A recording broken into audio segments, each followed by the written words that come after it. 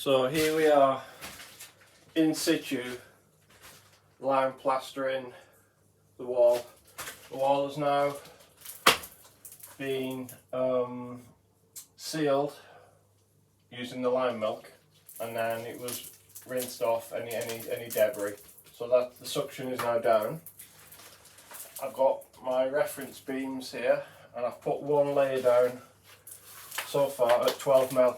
Now I'm proving to everyone that the conventional way of putting a scratch coat, a float coat and a top coat is unnecessary. So what we're actually doing here is something like what Henry VIII would have done in his palace, you know, what they would have done for him, you know, the quality and the finish, something like that. So why they talk about a 3-layer system, I don't know, but there's a technique. It's not conventional plastering. You see the material is actually like clay or plasticine, which is unusual in its application, so it requires more effort. The reason why this won't crack is because there's very little water in that, and the suction has been killed, and I've got a good adhesion. So the principle is lime likes to be punched, likes to be knocked up to make it stickier and more durable and take the stress out. So I've hammered it on. I've put my ball down like this, yeah, and I'm just punching it like that. You've got to have proper gloves, rubber gloves, preferably long, and I'm punching it to get it into the cracks and get a good bond. And it loves that. Lime loves that. When you've got the plaster right, it loves it. So you see now I'm building up to 25mm. You know, this is against all convention. I mean, I'm a development scientist. That's what I'm here for, to break the convention and you know, laugh in the face of jokers, really. So what we've got is a ball, and we punch it on. Yeah. So I've got my ball, and that's that. That's my second layer developing. I can reference off using simple timber batten and stroke it like that side to side. That takes the stress. Any stress that you've imparted on that material, this will relieve it. So thus the probability of cracking is further reduced. So that aligns and de-stresses the wall. Now, if you want to get the wall perfectly flat, there's a technique, and this is something that I've developed. Basically, you would loop down the wall. You get a midget troll, very high pressure, because it needs a lot of pressure to move this flat. And it's good for your stomach muscles and whatever. And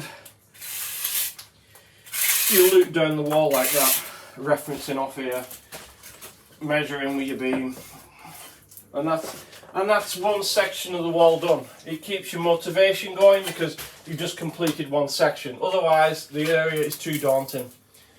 So that's one section complete.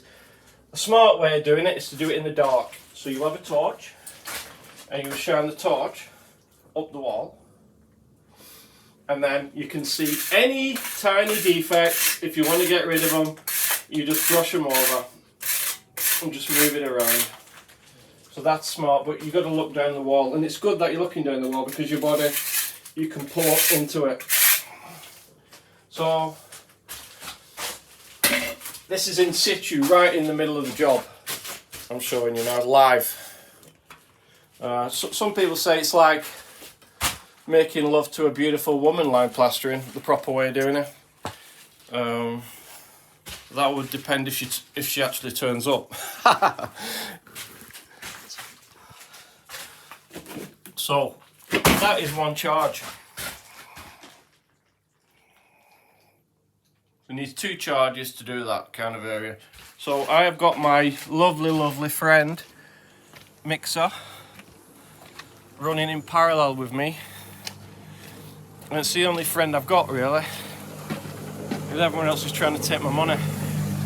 So he's running away, knocking my material which has been in storage. I've slaked that. I'm going to go through the slaking process at a later date, and it's very exciting.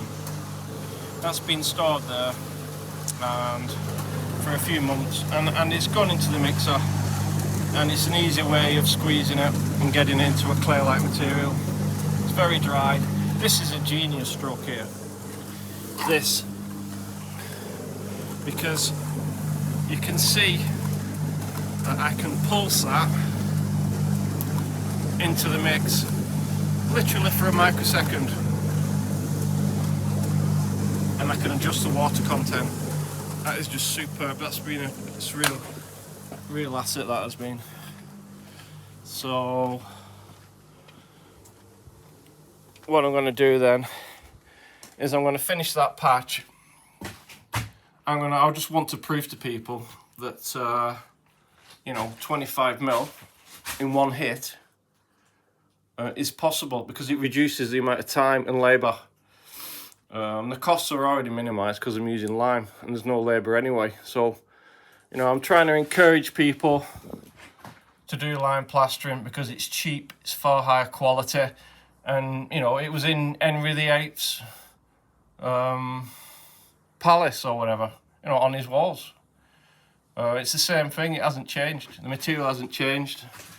You know, they're much more skilled than I am, but you know, what do you want really? You can't get any better than that. It's an air conditioner, it prevents damp because it's all breathable, and it's cheap, and it's absolutely beautiful. You can't get, you know, if you're into nature and that, you can't get anything better than that. So I'll continue and I'll do all the room, and then I'll prove to you that there's no cracks after it all. That way people can get more confidence that it is a cheap, efficient, enjoyable method, in fact, to do it. But the key is the mixer, really.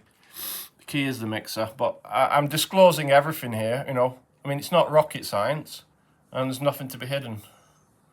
I'm just doing it simply because it's an opportunity to benefit people who enter the subject for the first time. So I'm sure this is all very, very helpful and solved a lot of problems for people.